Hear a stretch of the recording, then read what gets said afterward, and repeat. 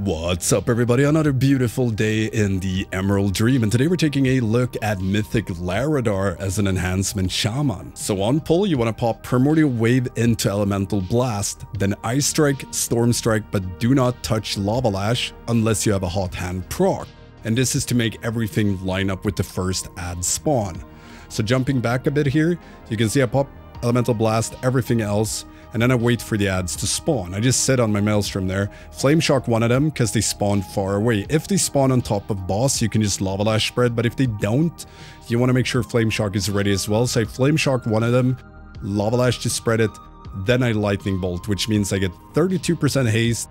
I burst down the ads very fast, and we get to, get Primordial Wave on cooldown right on pull instead of holding it for the ads. It's just Elemental Blast and hold the Primordial Wave buff for them. Nuke him down, then go back on boss. Then I just try and, build up Maelstrom to get another Elemental Blast away so I don't sit on 2 charges. And pretty much it. After that, I pretty much slam Primordial Wave on cooldown because it lines up pretty well with most things. Not all ads, but most. For the orbs, if you aren't soaking an orb, just stand in like I do here. Just be close to the boss, so when these thorns go out, like I'm not soaking here, so I just position myself in between these petals in one of these little bad boys to make sure I don't accidentally get an orb or that I'm in anyone's way. So when the root spawns, you can see the root spawns, and I've been using Primordial Wave on cooldown, so I have like 5 seconds left when the root goes up, which means it'll line up. I'll just Primordial Wave slap it, burn it down, go back to boss, and then I'm gonna soak my orb. If possible, it's just an if, a min-maxi if. If you can have, Elemental Blast or something ready for when you soak this and you get all that crit, it's a nice added bonus to slam into boss, since you get more crit, do more damage. So for the first Raging Inferno, I usually, not always, but depending on, I usually use Ancestral Guidance during Raging Inferno. I think it was assigned somewhere else, but previously I've done it there. Primordial Wave comes back, but I just slap it on boss because it will not line up with these ads unless you hold it for like 10 seconds or you luck out with a proc or something so you have it ready.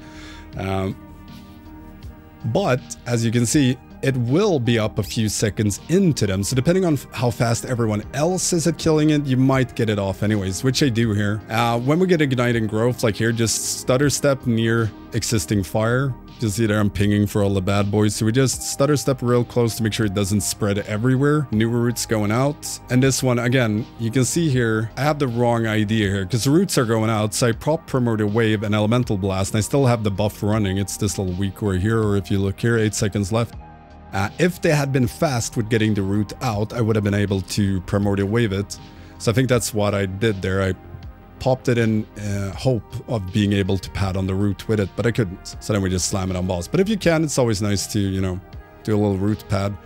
Nonetheless, I'm getting Primordial Wave up for it anyways, but 2 is better than 1. Then we're going into the second Raging Inferno. Again, doesn't really line up that well with the ads here, but if you can, do. Otherwise, if you can't line up Primordial Wave with the ads, another thing you can do to help out is make sure that you press the Ice Strike before they spawn. So as soon as they spawn, you can open up with an empowered Frost Shock on them. And of course, spread Flame Shock, all that good stuff. And if you can, of course, Primordial Wave. But if you can't, Frost Shock does a lot on them as well. Then we're going into the intermission, if you will. So for this one, Bloodlust, Ancestral Guidance, and just keep moving back every few seconds just so you don't get pulled into the boss and Omega Pepega die. Going into the intermission, or not intermission, phase 2, there's not super much we can do, especially on Mythic. On Heroic, it's one thing, but on Mythic, you never want to dot the ads that spawn around. On Heroic, you can pretty much do that and just get extra, resources and haste. But on Mythic, you kind of want to crowd control all of them so they don't get into melee.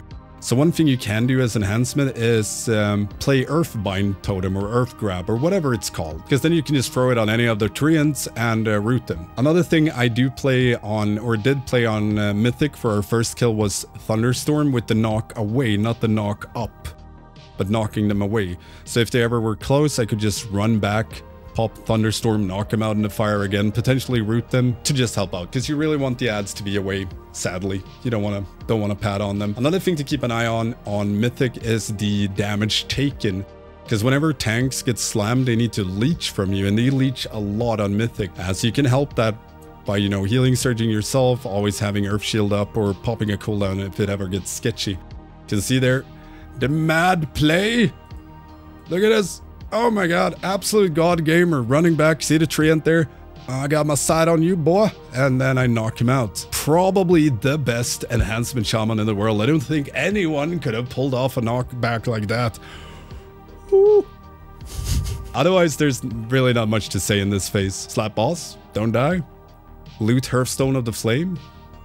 Look good while doing it.